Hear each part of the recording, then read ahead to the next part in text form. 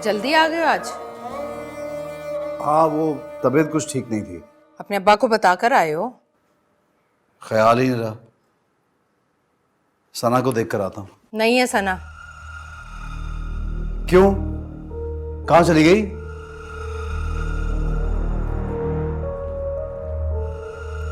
इफ्रा बीबी सना को उठाया और हमेशा की तरह मुझे बताए बगैर ले गई अपने बाप के घर। तो रोका क्यों नहीं आपने? मैं रोक सकती हूँ उसे? ढीठ हड्डी है। वैसे भी मैं घर पर नहीं थी, रशीदा को बताकर चली गई।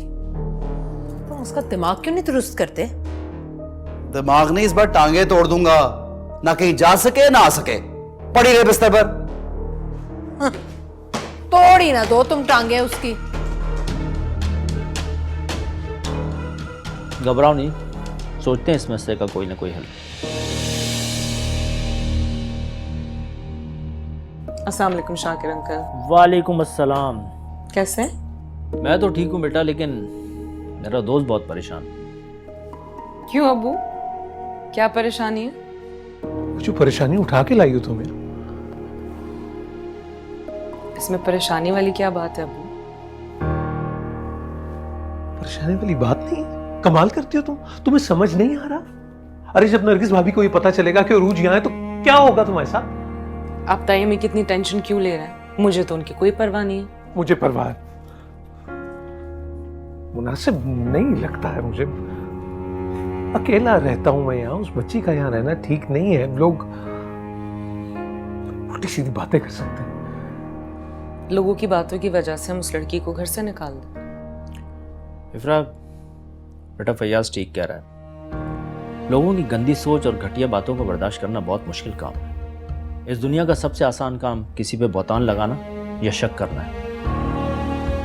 हाँ तो इस मसले का हल है ना मेरे पास। क्या?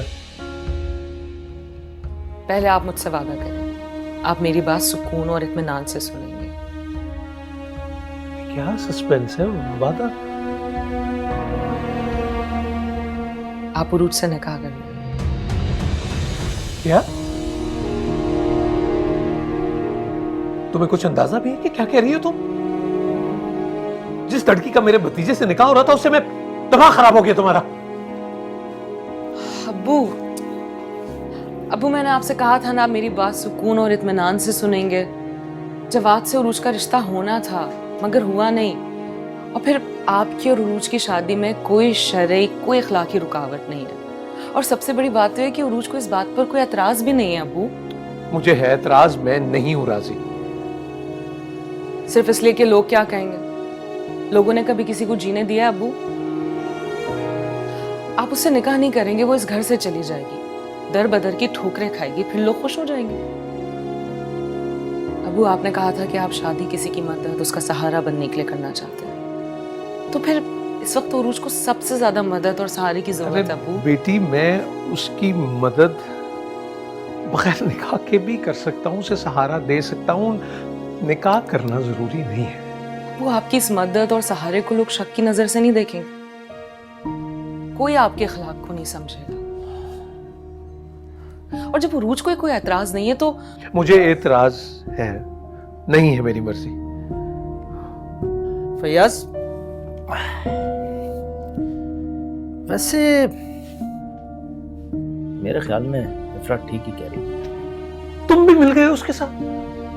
देखो, हक और सच बात हमेशा अपने आप को मनवाती है।